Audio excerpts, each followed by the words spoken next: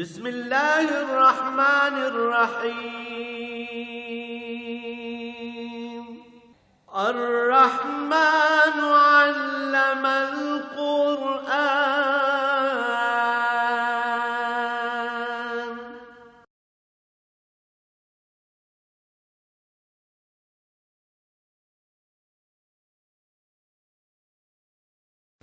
الحمد للہ رب العالمین والصلاة والسلام علی حبیبہ محمد وآلہ وصحبہ اجمعین۔ اعوذ باللہ من الشیطان الرجیم، بسم اللہ الرحمن الرحیم۔ لقد ارسلنا رسلنا بالبینات وانزلنا معهم الکتاب والمیزان لیقوم الناس بالقسط وانزلنا الحدید فیہ باس شدید ومنافع للناس وَلِيَعْلَمَ اللَّهُ مَن يَنصُرُهُ وَرُسُلَهُ بِالْغَيْبِ إِنَّ اللَّهَ قَوِيٌّ عَزِيزٌ۔ اللهم سبحانك لا علم لنا إلا ما علمتنا إنك أنت العليم الحكيم۔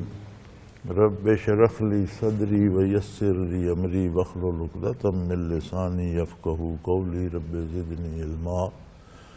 مولاي صل وسلم دائما أبدا علی حبیبک خیر الخلق کلہم۔ لقد ارسلنا رسلنا بالبینات وانزلنا معهم الکتاب والمیزان لیقوم الناس بالقسط۔ فرمایا ہمارا یہ احسان ہے بنی آدم پر کہ ہم نے مسلسل انبیاء مبعوث فرمائے واضح دلائل اور معجزات کے ساتھ۔ اللہ کریم نے انسان کو بہت اعلیٰ مخلوق بنایا ہے، سب سے بہتر۔ اسے قوت بیان دی، لکھنا پڑھنا سوچنا سمجھنا جانتا ہے۔ عظمت الہی کے دلائل کائنات میں ذرے ذرے میں بکھرے پڑے ہیں، تو وہ قادر تھا کہ وہ مکلف کر دیتا کہ یہ کائنات کے اثرات دیکھ کر میری عظمت کا اقرار کرو، جو نہیں کرے گا جہنم جائے گا۔ تو کتنا مشکل ہوتا بنی آدم کے لیے۔ انسان تو ایسا عجیب ہے کہ انبیاء کے دعوت اور کتابوں کے نزول کے بعد بھی کفر پہ اڑا رہا، تو اگر یہ بھی نہ ہوتے تو یہ تو کئی اندھیروں میں گم ہو جاتا۔ لیکن ہمارا یہ احسان ہے کہ ہم نے مسلسل انبیاء بھیجے، کوئی قوم اس سے خالی نہیں ہے۔ ہر قوم کے پاس اللہ نے نبی اور رسول بھیجے، انہیں معجزات اور واضح دلائل عطا فرمائے۔ یعنی کوئی ایسا نہیں بھیجا کہ تھانے دار کی طرح آ جائے اور قوم پر مسلط ہو جائے، کھڑے ہو جاؤ بیٹھ جاؤ، نہیں۔ انبیاء علیہ السلام نے دلائل سے بات کی، معجزات پیش فرمائے، عظمت الہی کی بات کی، اور نبی کی ہر بات مدلل ہوتی ہے۔ یہ جو آج کا فتنہ ہے نا کہ کہا یہ جاتا ہے کہ جی یہ عقل میں نہیں آتی باتیں جو مسلمان کہتے ہیں، جو اسلام دعوت دیتا ہے، حالانکہ حق یہ ہے کہ ہر نبی کی دعوت انسانی عقل و خرد کے اعلیٰ معیار کے مطابق تھی۔ اگر عقلیں مسخ ہو جائیں، انسانی نہ رہیں، تو وہ الگ بات ہے۔ کسی کو کوئی دینی حکم اور اس کی مصلحت عقلاً سمجھ نہیں آتی تو اس کی عقل کا قصور ہے۔ دین سارے کا سارا عقلی دلائل کے ساتھ ہے۔ تو ہم نے انبیاء کو معجزات بھی عطا فرمائے، وانزلنا معهم الکتاب، ان کے ساتھ کتابیں نازل فرمائیں، والمیزان، اور ایک نظام عدل ہر نبی نے دیا۔ میزان ترازو کو کہتے ہیں، یعنی انہیں ترازو دیا، یعنی زندگی کا جو نظام تھا، لوگوں کا جو آپس میں مل جل رہنے کا سلیقہ تھا۔ دو طرح کے تعلقات ہیں ہر بندے کے، ایک تعلق اس کا اپنے مالک اللہ کے ساتھ ہے، اس میں توازن کیا ہے؟ عقیدہ کیا ہے، عمل کیا کرنا ہے۔ دوسرا تعلق بندے کا مخلوق کے ساتھ ہے، جانوروں کو ذبح بھی کرتا ہے، سواری کرتا ہے، دودھ پیتا ہے، ہل جوتتا ہے، کام لیتا ہے ان سے، انسانوں کے ساتھ تعلقات ہیں اس کے، تو ان سب میں توازن، میزان بالقسط عین انصاف کے مطابق۔ وَأَنزَلْنَا مَعَ الْحَدِيدِ، اور پھر ہم نے لوہا بھی پیدا فرما دیا، فِيهِ بَأْسٌ شَدِيدٌ وَمَنَافِعُ لِلنَّاسِ، وہ شدید جنگ کے کام بھی آتا ہے، یعنی اسلحہ بھی اسی سے بنتا ہے، اور بے شمار مخلوق کا کاروبار بھی اسی سے چلتا ہے۔ بہت سے لوگ ہیں، کوئی لوہا بیچتا ہے، کوئی لوہے سے چیزیں بناتا ہے، کوئی مزدوری لیتا ہے، کوئی انہیں استعمال کرتا ہے، ایک ذریعہ معاش بھی بنا دیا۔ اور اس لیے جنگ اس لیے نہیں ہوتی کہ لوگوں کو تابع کیا جائے، محکوم کیا جائے۔ اسلام میں جنگ کا یہ تصور نہیں ہے، اسلام میں جہاد ہے۔ جہاد ہوتی ہے کہ جب معاشرے کے کچھ افراد زبانی بھی نہ مانیں، اعتدال پر نہ رہیں، دوسروں کے حقوق چھینتے ہوں۔ عقیدے پر کبھی جنگ نہیں ہوتی کہ تم مسلمان ہو جاؤ ورنہ ہم تم سے لڑیں گے، یہ کوئی جہاد نہیں ہے۔ جہاد یہ ہے کہ اگر تم مسلمان نہیں ہونا چاہتے نہ رہو، لیکن جو انسانی معاشرے کی اقدار ہیں انصاف کے مطابق ان کے مطابق رہو۔ کفر اسلام کا حساب اللہ کریم لے گا، ہم مکلف نہیں ہیں۔ ہم اسلام کی تبلیغ کر سکتے ہیں، اسلام منوانے کے ہم مکلف نہیں ہیں۔ ہاں، نظام عدل چاہیے، اگر کوئی عقیدہ درست نہیں بھی کرتا تو اپنے حقوق لے اور دوسرے کے حقوق کو ڈسٹرب نہ کرے، ان کا بھی لحاظ رکھے اور ان کے حقوق پورے کرے۔ تو نزول کتب کا مقصد اللہ سے تعلق اور مخلوق کا مخلوق سے تعلق میں توازن، پھر انبیاء کو ان کی تصدیق کے لیے معجزات عطا فرمائے گئے۔ نبی کو معجزہ کس لیے ہوتا ہے کہ نبی کی بات یعنی دین حق، تمام انبیاء نے جس دین کی طرف بلایا وہ سارا اسلام ہی تھا، سب کی بنیاد توحید پر تھی۔ تو جہاں اسلام کے غلبے کے لیے کوئی ایسی چیز، کوئی ایسا کام جس سے کہ سمجھنے سے عقل عاجز ہو جائے اور یہ ماننے پہ مجبور ہو جائے کہ یہ اللہ نے کیا ہے، قدرت باری کے علاوہ یہ نہیں ہو سکتا، اسے معجزہ کہتے ہیں۔ تو انبیاء کو معجزات ملتے ہیں اسلام کا سچ ثابت کرنے کے لیے۔ ولی کی ولایت نبی کے معجزے کی فرع ہے، اس کا جز ہے، یعنی وہی اگر خرق عادت نبی سے ظاہر ہو تو معجزہ کہلائے گی، ولی سے ظاہر ہو تو کرامت کہلائے گی۔ ولی کو کرامت کیسے ملتی ہے؟ باتباع نبی ولی کو کرامت نصیب ہوتی ہے، اور اس کی کرامت بھی احقاق کے حق کے لیے ہوتی ہے، حق کو ثابت کرنے کے لیے ہوتی ہے۔ یہ جو پیسے کمانے کے لیے عجیب و غریب چیزیں لوگ دکھاتے ہیں، یہ شعبدہ ہوتا ہے، یہ کرامت نہیں ہوتی۔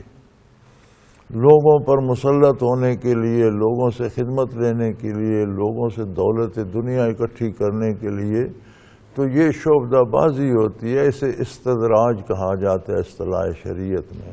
محض اپنی شہرت کے لیے یا دنیا کمانے کے لیے جو عجیب و غریب تماشے دکھائے جاتے ہیں، یہ کرامت نہیں ہوتی۔ اور مجھے حیرت ہوتی ہے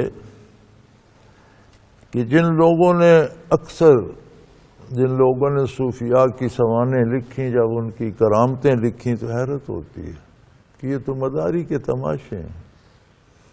یعنی جن چیزوں کو اہل اللہ حلال اور جائز بھی نہیں سمجھتے، وہ ان کے نام سے کرامت کے طور پر لکھ دی گئی ہیں، کیونکہ لکھنے والے خود صوفی نہیں تھے، اس شعبے کو جانتے نہیں تھے۔ ایک شخص حضرت مجدد رحمۃ اللہ تعالی علیہ کے پاس آیا اور 2 سال ٹھہرا رہا۔ 2 سال کے بعد اس نے عرض کیا کہ حضرت مجھے اجازت دیں، میں اب واپس جاتا ہوں۔ اور میں آیا اس لیے تھا کہ بڑی شہرت سنی تھی کہ آپ ولی اللہ ہیں،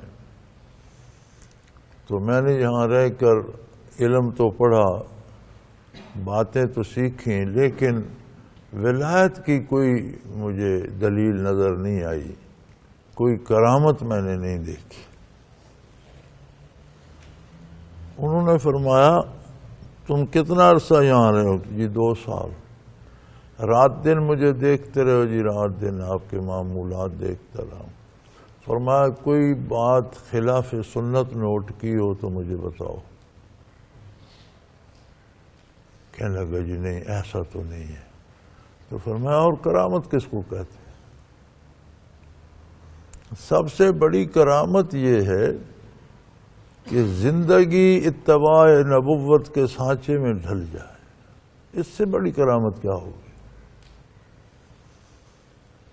تو اہل اللہ کی کرامت یہ ہوتی ہے کہ وہ خود اتباع کرتے ہیں رسالت پناہی کا خلوص دل سے، اور ان کے ساتھ لگنے سے یہ نعمت نصیب ہو جاتی ہے۔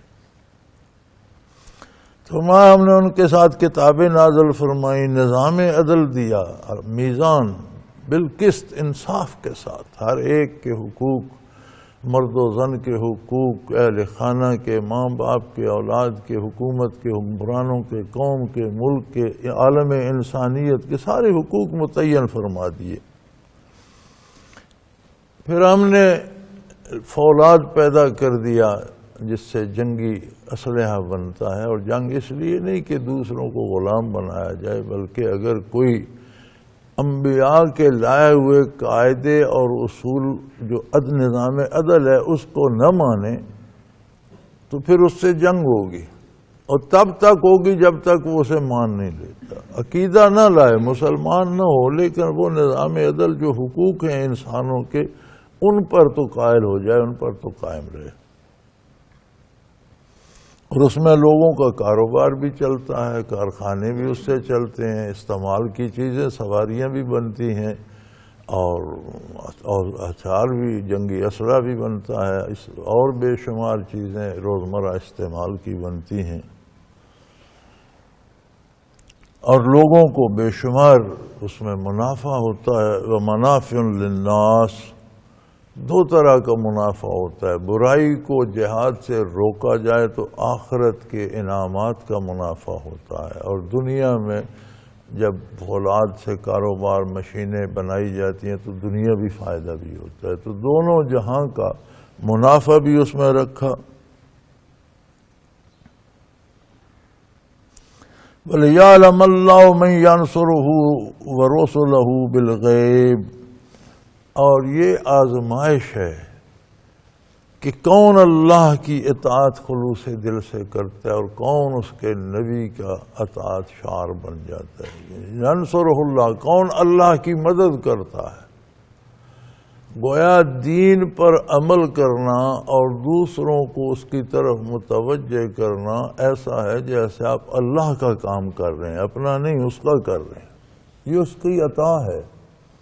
ہم کرتے تو اپنے لیے ہیں، اخروی نجات کے لیے، اپنے دنیاوی اور اخروی فائدے کے لیے کرتے ہیں، لیکن وہ فرماتا ہے جب تم میرے حکم کے مطابق محنت و مشقت کرتے ہو تو وہ ایسا شمار کیا جاتا ہے جیسے تم میرا کام کر رہے ہو، میری مدد کر رہے ہو، حالانکہ وہ کسی کی مدد کا محتاج نہیں۔ یہ اس بندے کی مزدوری کو اہمیت دینے کے لیے فرمایا کہ جو کام سنت کے مطابق کرتے ہو وہ تمہارا نہیں، وہ میرا کام ہے، تم کر رہے ہو، میں اس کا بدلہ دوں گا۔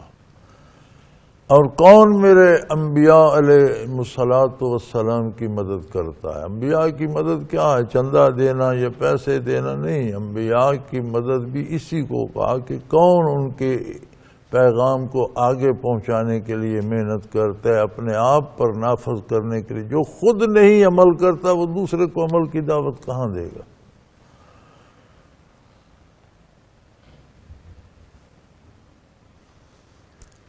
اور کون اللہ پر ایمان بالغیب لاتا ہے، یعنی میں نبی کی گواہی پر عظمت الہی کا اقرار کر لیتا ہے، خود نہ اس نے اللہ کو دیکھا نہ اللہ کو سنا، قدرت کے مظاہر دیکھتا ہے لیکن خود اس مالک الملک کو تو نہیں دیکھ سکتا۔ تو انبیاء کی شہادت پر، ان کی دعوت پر، اس پر ایمان، غائبانہ ایمان لے آتا ہے۔ ان اللہ قوی عزیز۔ اور یہ جان لو کہ یہ سب کچھ اس لیے نہیں کیا کہ اللہ کی تمہاری نمازوں کے انتظار میں ہے یا تمہاری نیکیوں کا منتظر ہے، یہ تمہارے لیے، تمہاری زندگی کا کمال ہے، تمہارے انعامات کے لیے۔ وہ تو طاقت والا ہے، کبھی ہے، عزیز ہے، غالب ہے ہر چیز پر، اسے تمہاری عبادات سے کوئی مدد نہیں ملتی، تمہارے اپنے کام آتی ہیں۔ وَلَقَدْ أَرْسَلْنَا نُوحًا، ہم نے نوح علیہ السلام کو مبعوث فرمایا، وَإِبْرَاهِيمَ وَجَعَلْنَا فِي ذُرِّيَّتِهِمَا النَّبُوَّةَ وَالْكِتَابَ، اور ابراہیم علیہ السلام کو، نوح علیہ السلام کا ذکر بطور خاص فرمایا کہ وہ آدم ثانی ہیں۔ ان کے زمانے میں چند لوگ وہی بچے جو ان کے ساتھ کشتی میں سوار ہوئے، باقی ساری انسانیت مٹ گئی۔ تو انہیں آدم ثانی اس لیے کہا جاتا ہے کہ ہم روئے زمین پر جتنے لوگ آباد ہیں ہم پھر نوح علیہ السلام کی اولاد سے، چونکہ جو لوگ ان کے ساتھ بچے ان کی نسل بھی نہیں چلی، صرف نوح علیہ السلام کی نسل آگے چلی۔ تو فرمایا وہ بھی اللہ کے نبی تھے۔ پھر ابراہیم علیہ السلام کو بھیجا جن کی پشت سے ہمیشہ انبیاء آتے رہے کہ حضور نبی کریم صلی اللہ علیہ وسلم بھی انہی کی نسل مبارک سے مبعوث ہوئے جو قیامت تک کے لیے نبی ہیں۔ یعنی اب دنیا کا ماحول کبھی نور نبوت سے خالی نہیں، قیامت تک وہ نور نبوت درخشاں ہے، کوئی استفادہ کرے یا نہ کرے یہ اس کے اپنے نصیب اور کردار کی بات۔ تو فرمایا ہمارا یہ احسان کہ ابراہیم علیہ السلام کی اولاد میں نبوت کو برقرار رکھا اور کتابیں مسلسل نازل فرماتے رہے۔ فَمِنْهُمْ مُعْتَدٍ، پھر انہی کی اولادوں میں بہت سے ہدایت یافتہ بھی تھے، نیک بھی تھے، انبیاء بھی ہوئے، صلحاء بھی ہوئے، اولیاء بھی ہوئے، علماء بھی ہوئے۔ وَكَثِيرٌ مِّنْهُمْ فَاسِقُونَ، اور زمانہ گزرنے کے ساتھ بہت سے پھر گناہ میں بھی مبتلا ہوئے۔ دنیا میں بہت سی چیزیں آزمائش کی ہیں، دولت آزمائش بن جاتی ہے اور بندہ حرام جمع کر لیتا ہے، اقتدار، عہدہ لالچ میں آ کر غلط کا طور پر بھی کر لیتا ہے، لیکن یہ جو لوگوں کی عقیدت ہے یہ سب سے بڑا امتحان ہے۔ جب لوگ پیچھے لگ جاتے ہیں اور وہ ہاتھ پاؤں چومنا شروع کر دیتے ہیں، بندہ اپنے کو خدا سمجھ بیٹھتا ہے اور پھر اللہ اور رسول کا اتباع چھوڑ کر گناہ میں مبتلا ہو جاتا ہے۔ فرمایا بہت سے تو اس بات سے بگڑ گئے۔ وہ ایک مقولہ ہے فارسی کا، پیرانمی پرند مریدامی پر آنند۔ پیر تو نہیں اڑا کرتے، مرید اڑائے پھرتے ہوتے ہیں، مرید گپیں اور ان کی کرامات شائع کرتے رہتے ہیں اور کہتے رہتے ہیں۔ تو لوگوں کا اجتماع ہو جانا بھی بندے کو تکبر میں مبتلا کر دیتا ہے اور وہ نافرمانی کی طرف چلا جاتا ہے۔ فرمایا بہت سے ان میں ہدایت پر بھی، بہت سے گمراہ بھی ہو گئے۔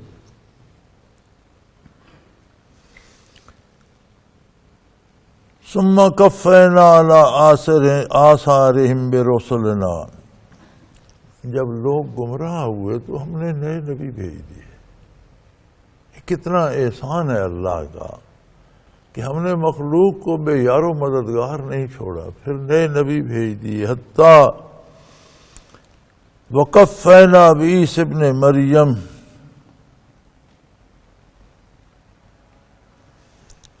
اس کے بعد ہم نے اس سلسلہ نبوت کو عیسیٰ علیہ السلام جو حضرت مریم علیہ السلام کے بیٹے تھے ان کو مبعوث فرمایا، حضرت مریم کے بیٹے کو، صاحبزادے کو، یعنی یہاں تک سلسلہ نبوت پہنچا دیا۔ ختم نبوت کی یہ بھی دلیل ہے کہ اس سے آگے نبوت کا ذکر صرف محمد الرسول اللہ کا ہے اور کسی کا ذکر اللہ نے نہیں فرمایا۔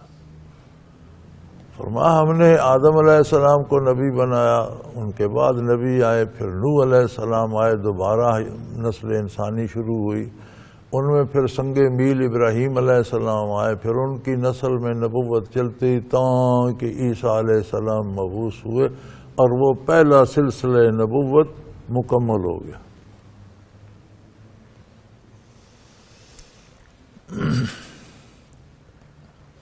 وَآتَيْنَاهُ الْإِنْجِيلَ، تو ہم نے عیسیٰ علیہ السلام کو انجیل عطا فرمائی، آسمانی کتاب عطا فرمائی۔ وَجَعَلْنَا فِي قُلُوبِ الَّذِينَ اتَّبَعُوهُ رَأْفَةً وَرَحْمَةً، اور جنہوں نے ان کا اتباع کیا ان کے دلوں میں ہم نے نرمی اور محبت اور رحمت پیدا کر۔ آدمی کو اپنا مزاج بھی دیکھنا چاہیے، اتباع نبوت سے مزاج محبت والا بن جاتا ہے، وہ لوگوں سے محبت کرتا ہے، انہیں گناہ سے بچانے۔ محبت انسان سے، انسان کی محبت کیا ہے کہ اس کا نقصان نہ ہونے، جس سے محبت ہے ہم اس کا نقصان نہیں برداشت کرتے، ہر ممکن کوشش کرتے ہیں اسے نقصان سے بچایا جائے، اور آخرت کا نقصان سب سے بڑا نقصان ہے۔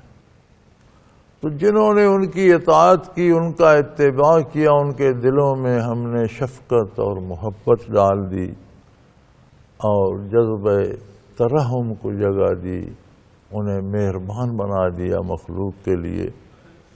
وَرَهْبَانِيَّةً ابْتَدَعُوهَا مَا كَتَبْنَا عَلَيْهِمْ، پھر انہوں نے رہبانیت شروع کر دی جو ہم نے ان پر فرض نہیں کی تھی۔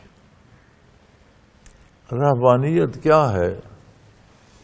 لوگوں نے جب سمجھا کہ لوگوں میں رہنے سے، ان کے ساتھ تعلقات سے، ان کے ساتھ لین دین کرنے سے، ان کے ساتھ کھانے پینے سے دین میں خلل آ رہا ہے، تو انہوں نے یہ طریقہ، عیسائیوں نے، عیسیٰ علیہ السلام کے بعد عیسائیوں نے یہ طریقہ ایجاد کیا کہ کھانا پینا، لذات دنیا، ہر چیز چھوڑ کر لوگوں سے ملنا جوڑ کر الگ ہو جائے اور الگ زندگی گزاری جائے۔ نہ کوئی ملے گا، نہ کسی سے جھوٹ بولیں گے، نہ کوئی ملے گا، نہ کسی سے جھگڑا ہوگا، نہ کوئی کھانے پینے کا تکلف ہوگا، جو مل گیا جڑی بوٹیوں سے بھی پیٹ بھر لیں گے۔ تو فرمایا ربانیت کا حکم اللہ نے نہیں دیا تھا، اللہ نے فرض نہیں کی تھی، لوگوں نے از خود شروع کی کہ اس طرح سے ہم الا ابتغاء رضوان اللہ، کہ ہم اس طرح سے اللہ کو راضی کر لیں گے، معاشرہ بہت برا ہو گیا، ہم اس سے کٹ جائیں۔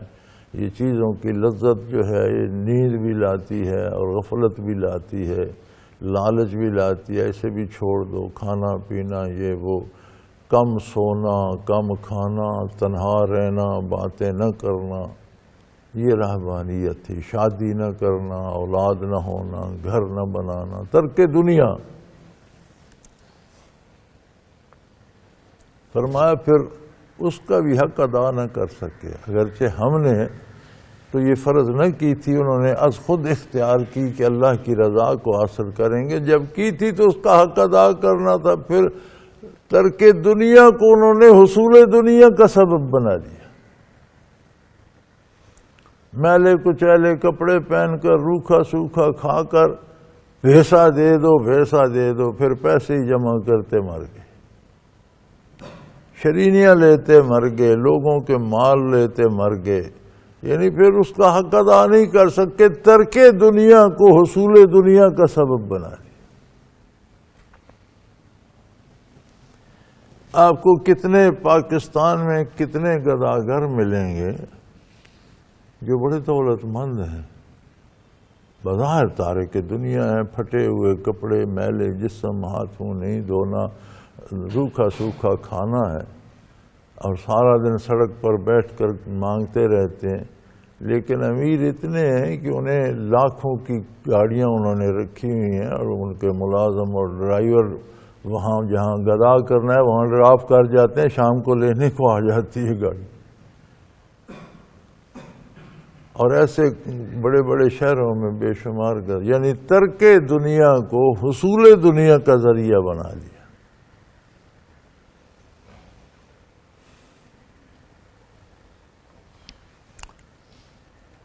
دادا جان اللہ کریم ان پر رحمت نازل فرمائے سنایا کرتے تھے، یہاں ایک پیر صاحب ہوتے تھے اور آج بھی ان کا مقبرہ بڑا مشہور ہے اور بڑے لوگ نذرانے چڑھاتے ہیں۔ تو انہوں نے شروع کر لیا جی کہ میں ہمیشہ روزہ رکھوں، وہ سارا سال روزے سے رہتے تھے، سوائے 2 دن ہوتے ہیں، ایک رمضان کی عید کا اور ایک قربانی کی عید کا، باقی سارا روزہ۔ بوڑھے ہو گئے، کمزور ہو گئے، روزہ نہیں چھوڑتے تھے۔ نوبت یہاں تک آ گئی کہ ضعیف ہو گئے اور عصر کے بعد آواز نکلنا بند ہو جاتی تھی، سانس لینا دشوار ہو جاتا تھا، تو روغن بادام وغیرہ سے ان کی یہ رگوں کی خادم مالش کیا کرتے اور بمشکل روزہ پورا کرتے۔ تو کوئی دوست تھا بے تکلف ان کا، اس نے علادگی میں ان سے بات کی، اس نے کہا خدا کے بندے بیماری میں تو جو فرض روزہ ہے وہ بھی ساکت ہو جاتا ہے، اور اللہ کریم اس کہتا ہے اس کا فدیہ دے دو، ایک مسکین کو کھانا دے دو، تمہارا روزہ ہو گیا۔ تو تمہاری عمر یہ ہے، صحت یہ ہے، تم زبردستی روزے رکھے جا رہے ہو۔ لوگ جب کہتے، مرید جب کہتے کہ حضرت آپ ضعیف ہو گئے اب روزہ نہ رکھا کریں، تو کہتے تھے جی مالک نے تو اپنی مزدوری کرانی ہے، مشقت لینی ہے، اسے کیا ہم کمزور ہیں یا طاقتور ہیں؟ اور جو کہ پنجابی میں کہتے تھے سائیاں تک کم لینا۔ تو وہ تو بے تکلف دوست تھا، علادگی میں اس نے کہا کہ یہ کیا مصیبت گلے ڈال رکھی ہے؟ تو کہنے لگے میں بھوک تو اس لیے کاٹ رہا ہوں کہ میری اولاد صدیوں تک عیش کرے گی۔ اب وہی ہوا، اب ان کے وہ مقبرہ ہے، اب ان کے 6-7 خاندان وارث بنے ہوئے ہیں، مرغے، بکرے، شرینیاں، روپے بارش کی طرح برستے ہیں، اور ایک ذریعہ آمدن بنا ہوا ہے، کروڑوں کی آمدن ہے وہاں۔ یعنی وہ شخص جانتا تھا کہ میں اس لیے یہ سارا کچھ ترک دنیا کر رہا ہوں کہ اس سے میری اولاد دنیا کمائے گی۔ فرمایا یہ ترک دنیا کی رعایت نہ کر، اس کا حق ادا نہ کر سکے۔ اور آج ہم دیکھ رہے ہیں وہی کچھ ہوتا ہے۔ آج 5-7 خاندان ان کے وارث بنے ہوئے ہیں، ایک پورا گاؤں ان کی اولاد کا بن گیا ہے، لوگ سارا دن دھکے کھاتے ہیں اور وہ پیسے جمع کرتے رہتے ہیں۔ تو ایک دفعہ ان کے باریاں بنائی ہوئی ہیں کہ یہ دن فلانے کا، یہ فلانے کا، تو ایک دن اس میں کوئی گڑبڑ ہو گئی، تو ہمارا ضلع کا افسر مال ہوا کرتا تھا جو ایک حصے دار تھا اس کا، تو ایک دن مجھے راستے میں ملا، ایک گاڑیاں 2 پک اپیں مسلح افراد سے بھری ہوئی، تو میں نے کہا یہ پیر صاحب یہ کیا ہے؟ وہ کہنے لگے میرا حصہ وہ نہیں دیتے، ان کی ایسی تیسی۔ یہاں تک نوبت پہنچی ہوئی ہے۔ تو فرمایا رہبانیت ابتدعوها، یہ عیسیٰ علیہ السلام کی امت نے ترک دنیا شروع کی، ہم نے ان پر فرض نہیں کی تھی۔ بعض اوقات مجبوراً چھوڑنا پڑتا ہے، کسی بیماری کی وجہ سے کسی چیز سے پرہیز کرنی پڑتی ہے، یا کچھ لوگ مجاہدہ کرنے کے لیے بھی ایسی چیزیں غذا کھاتے ہیں اس سے نیند نہ آئے، کم غذا کھائیں یا وضو دیر تک قائم رہے، تو یہ چیزیں پرہیز کے لیے چھوڑنا یا کسی اعلیٰ مقصد کے لیے ترک کرنا تب تک جائز ہے جب تک وہ مقصد حاصل ہو جائے۔ کسی چیز سے پرہیز ہے، وہ چھوڑ دی، صحت ٹھیک ہو گئی، پھر کھا لے، اسے حلال کو حرام سمجھنا تو کفر ہے۔ حلال سمجھتے ہوئے کسی وقتی مصلحت کے لیے ترک کرنا یہ جائز ہے، لیکن یہ تب تک جائز ہے جب تک وہ ضرورت رہے، جب وہ ضرورت نہ رہے تو ختم کر دے۔ تو سو فما روا حق کا رعایت، یا پھر وہ اس کا حق ادا نہ کر سکے، فاتین الذین آمنوا منہم اجرہم، اور جو ان میں ایماندار رہے اور واقعی وہ اس پہ قائم رہے اور محنت کی، انہیں ہم ان کا انعام دیں گے، ان کا حق عطا کریں گے۔ وَكَثِيرٌ مِّنْهُمْ فَاسِقُونَ، مگر اکثریت ان میں بدکاروں کی نکلی، یعنی ترک دنیا کو بھی حصول دنیا کا ذریعہ بنا لیا، ایسے عجیب لوگ تھے۔ یا ایھا الذین آمنوا اتقوا اللہ وآمنوا برسولہ یؤتکم کفلین من رحمتہ، فرمایا اے وہ لوگوں جو ایمان لائے ہو، اللہ سے تعلق قائم رکھو۔ ایمان کا تقاضا یہ ہے کہ جب تم نے اس کی عظمت کا اقرار کیا تو پھر تمہاری زندگی کی کلام سے، حرکات سے، کردار سے، افعال سے یہ پتہ چلے کہ یہ اللہ کا بندہ ہے، یہ اس کی مرضی کے خلاف نہیں جاتا۔ یہ تقویٰ ہے۔ تو جب ایمان کا دعویٰ ہے تو پھر تقویٰ اختیار کرو۔ مسلمان ہو اور چوری کرتے ہو، مسلمان ہو اور رشوت لیتے ہو، مسلمان ہو اور دھوکہ کرتے ہو، مسلمان ہو اور حرام کھاتے ہو، یہ کون سی مسلمانی ہے؟ اور اس کے نبی پر یقین رکھو تو تمہیں دوہرا اجر ملے گا۔ چونکہ بات عیسائیوں کی ہو رہی تھی تو فرمایا اگر تم نے دین عیسوی پر عمل کیا، پھر محمد الرسول اللہ صلی اللہ علیہ وسلم مبعوث ہو گئے، تو اب صرف دین عیسوی کو ماننا اسلام نہیں رہے گا۔ جب تک حضور مبعوث نہیں ہوئے وہی اسلام تھا۔ جب حضور مبعوث ہو گئے تو اب حضور کو ماننا بنیاد بن گئی اسلام کی۔ اب اگر آپ پر بھی ایمان لائے ہو تو حق کے اطاعت ادا کرو تو تمہیں دوہرا اجر ملے گا، یعنی وہ اجر بھی جو تم نے عیسائی ہوتے ہوئے نیکیاں کی تھی وہ بھی ملے گا، مسلمان ہو کر جو کرے گا وہ بھی ملے گا، دوہرے اجر ملیں گے۔ اگر حضور پر ایمان نہیں لاؤ گے تو وہ نیکیاں بھی ضائع ہو جائیں گی۔ اسی طرح علماء حق فرماتے ہیں کہ زمانہ جاہلیت میں بہت سے لوگوں نے قصور کیے، گناہ کیے، اور بہت سے لوگوں نے نیکیاں بھی، لوگ روا روی میں بھی نیکی کر لیتے ہیں، کسی کو کھانا کھلا دیا، کسی غریب کی مدد کر دی۔ تو جو ایمان لائے حضور پر یا اگر کافر مسلمان ہوتا ہے تو عالم کفر میں جو نیکیاں اس نے کی ہیں اس کی وہ بھی قبول ہو جاتی ہیں، ان پر بھی اجر ملتا ہے۔ حالانکہ عالم کفر میں اس کا نہ اللہ پر ایمان تھا، نہ نبی پر، نہ کتاب پر، نہ آخرت پر، لیکن کچھ بھلے کام کر بیٹھا، تو اگر وہ ایمان لے آ اور اتباع رسالت اختیار کر لے تو وہ نیکیاں جو پہلے کر چکا تھا وہ بھی اس میں شمار کر لی جاتی ہیں، ان پر بھی اجر دیا جاتا ہے۔ تو تمہیں دوہرا ثواب ملے گا اللہ کی رحمت سے، وہ بڑا رحیم ہے۔ وَيَجْعَلْ لَكُمْ نُورًا، اور تمہارے لیے نور پیدا کر دے گا۔ تمشون بہ، جس کی روشنی میں تم چلو گے، یعنی تم زندگی بسر کرو گے۔ یہ ضروری نہیں کہ اس کا کشف ہو جائے، اندر ایک کیفیت آ جاتی ہے جو گناہ سے بچنے کی معاون ہوتی ہے، نیکی کی طرف لے جاتی، برائی سے نفرت ہو جاتی ہے۔ جہاں جھوٹ بولا جا رہا ہو، شرابیں پی بندہ اٹھ جاتا ہے، بیٹھ نہیں سکتا۔ جہاں نیکی ہو رہی ہو وہاں دلچسپی سے بیٹھتا ہے۔ اور یہ نور قبر میں بھی کام آئے گا، یوم حشر یہی نور اس تاریکی میں پل صراط سے گزارنے اور روشنی کا سبب ہوگا۔ تو جب تم اتباع رسالت کرتے ہو تو ہم تمہیں ایک نور عطا کر دیتے ہیں اور تمہاری خطائیں معاف کر دیتے ہیں، یعنی خلوص سے اطاعت میں لگا ہوا ہے، پھر بھی بھول چوک ہو جاتی ہے، وہ ہم معاف کر دیں گے۔ واللہ غفور الرحیم، کہ اللہ سب سے زیادہ بخشنے والا اور رحم کرنے والا ہے، سب سے زیادہ انعامات دینے والا، بخشنے والا، خطاؤں سے درگزر کرنے والا، اور ہر چیز پر رحم، ہر ایک پر رحم کرنے والا ہے۔ لِأَلَّا يَعْلَمَ أَهْلُ الْكِتَابِ أَلَّا يَقْدِرُونَ عَلَىٰ شَيْءٍ مِّن فَضْلِ اللَّهِ۔ اور یہ جو عیسائیوں کو وہم ہو گیا تھا کہ نبوت صرف بنی اسرائیل میں ہی ہے، چونکہ ابراہیم علیہ السلام سے لے کر پھر یعقوب علیہ السلام تک آئی۔ ابراہیم علیہ السلام نبی تھے، پھر اسحاق علیہ السلام نبی تھے، پھر یعقوب علیہ السلام نبی تھے، پھر یوسف علیہ السلام نبی تھے، پھر یعقوب علیہ السلام کا نام اسرائیل بھی تھا، ان کی اولاد کو بنی اسرائیل کہتے ہیں۔ تو پھر آگے انہی کی اولاد میں نبوت چلتی ہے، حضرت اسحاق، حضرت یعقوب، حضرت یوسف علیہ السلام کی نسل، یعقوب علیہ السلام کی نسل میں عیسیٰ علیہ السلام تک۔